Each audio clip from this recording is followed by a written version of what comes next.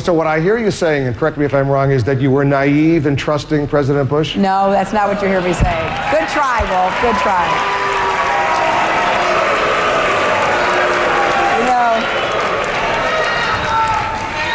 Was she naive, Senator Obama? Well, you asked the question. All right, to me, go ahead. I deserve to answer. I thought you weren't going to answer. No, I think that, that is a good try, Wolf.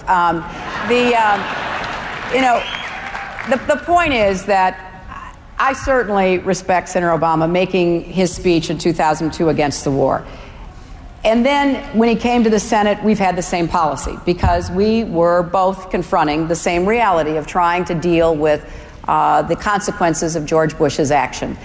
I believe that it is abundantly clear that the case that was outlined on behalf of going to the resolution, not going to war, but going to the resolution, was a credible case. I was told personally by the White House that they would use the resolution to put the inspectors in. I worked with Senator Levin to make sure we gave them all the intelligence so that we would know what's there.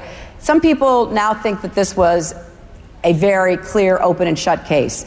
We bombed them for days in 1998 because Saddam Hussein threw out inspectors. We had evidence that they had a lot of bad stuff for a very long time, which we discovered after the first Gulf War. Knowing that he was a megalomaniac, knowing he would not want to compete for attention with Osama bin Laden, there were legitimate concerns about what he might do. So I think I made a reasoned judgment. Unfortunately, the person who actually got to execute the policy did not.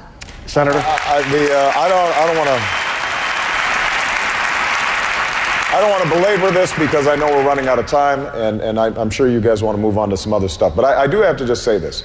The legislation, the authorization, had the title, an authorization to use military force, U.S. military force in Iraq. I think everybody, the day after that vote was taken, understood this was a vote potentially to go to war. I think people were very clear about that. If you look at the headlines. The reason that this is important, again, is that Senator Clinton, I think fairly, has claimed that she's got the experience on day one. And part of the argument that I'm making in this campaign is that it is important to be right on day one, and that the judgment that I've presented on this issue and some other issues is relevant to how we're going to make decisions in the future. It's not a function just of looking backwards, it's a function of looking forwards, and how are we going to be able to make a series of decisions in a very dangerous world.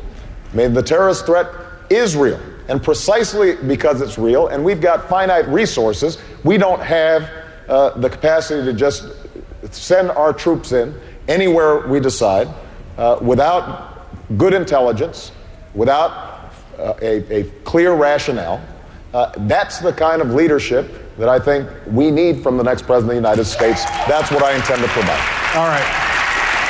We're going to take a quick break. We're going to continue this. We have one more break to go through, a lot more coming up, including